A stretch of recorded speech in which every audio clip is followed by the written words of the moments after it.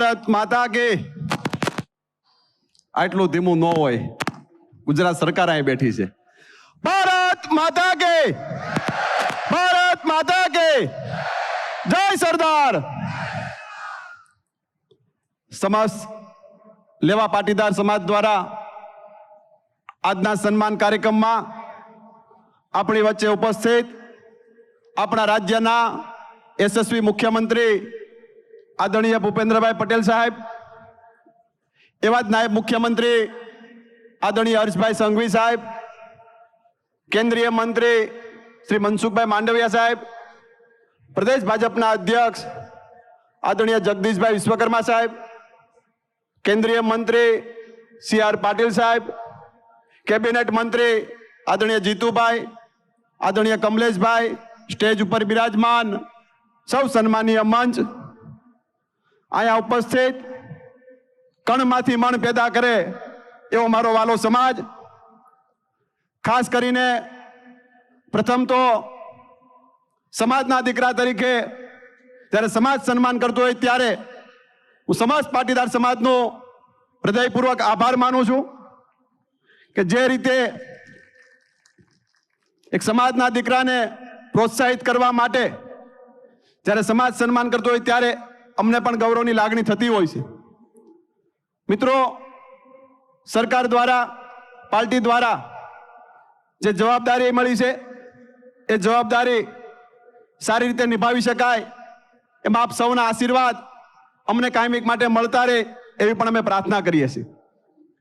જે રીતે આગળના વક્તાઓ વાત કરતા હતા, આ સમાજ જે રીતે ગામડાઓની અંદર મહેનત કરતા કરતા આજે સુરત હોય, અમદાવાદ હોય કે દેશ હોય કે વિદેશ હોય, બધી જ જગ્યાએ ધંધા રોજગાર માટે સ્થાયી થયા છે.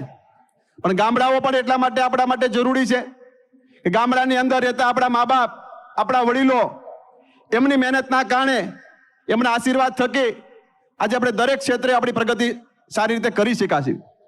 મિત્રો, આપણા સરદાર વલ્લભભાઈ પટેલ જે રીતે વાત કરતા કે દરેક સમાજ એ મહેનતુ સમાજ હોય છે, એ સમાજ આગળ વધે, પ્રગતિ કરે, પણ દરેક સમાજે પણ એટલો ખ્યાલ રાખવો પડે જો સમાજ હોય, એમના દીકરા દીકરીઓ હોય, યુવાનો હોય, આ સમયની અંદર જો વ્યસનથી દૂર રહેશે તો સમાજને ખૂબ મોટો ફાયદો થતો હોય છે.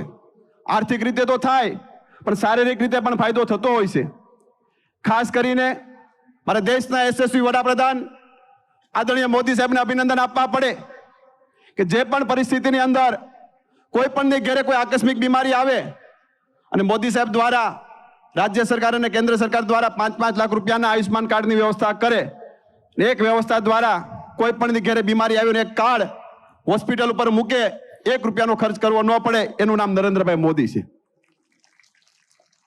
મિત્રો, વાત એ કરવા માંગુ છું, આજે આપણે સમાજ ઉન્નતિ માટે, પ્રગતિ માટે દેશ અને વિદેશમાં પણ જતો હોય છે. ખાસ કરીને વિદેશની અંદર ધંધા રોજગાર માટે તો જવું પડે, પણ મિત્રો આપણે એ પણ યાદ રાખવું પડશે કે અત્યારે વ્યસન અને ફેશનની દુનિયાની અંદર ક્યાંક આપણે આપણી સંસ્કૃતિ પણ ના ભૂલી જઈએ.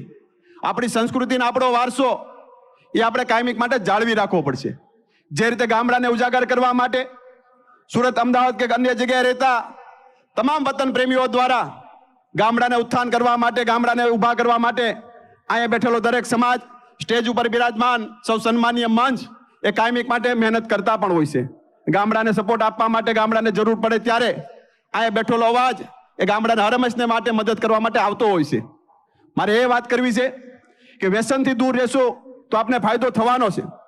સરદાર વલ્લભભાઈ પટેલ જે રીતે સત્યાગ્રહ માટે લડતા હતા, દેશને આઝાદ કરવા માટે જ્યારે લડતા હતા, ત્યારે સરદાર વલ્લભભાઈ પટેલને વારંવાર જેલમાં જવાનું થતું હતું. સરદાર વલ્લભભાઈ પટેલ જ્યારે પણ જેલમાં જાય તો ત્યાંના દરેક જેલરો એમને ઓળખતા હતા. એ સમયની અંદર આદરણીય સરદાર વલ્લભભાઈ પટેલ સાહેબને એક વ્યસન હતું, માત્ર બીડી.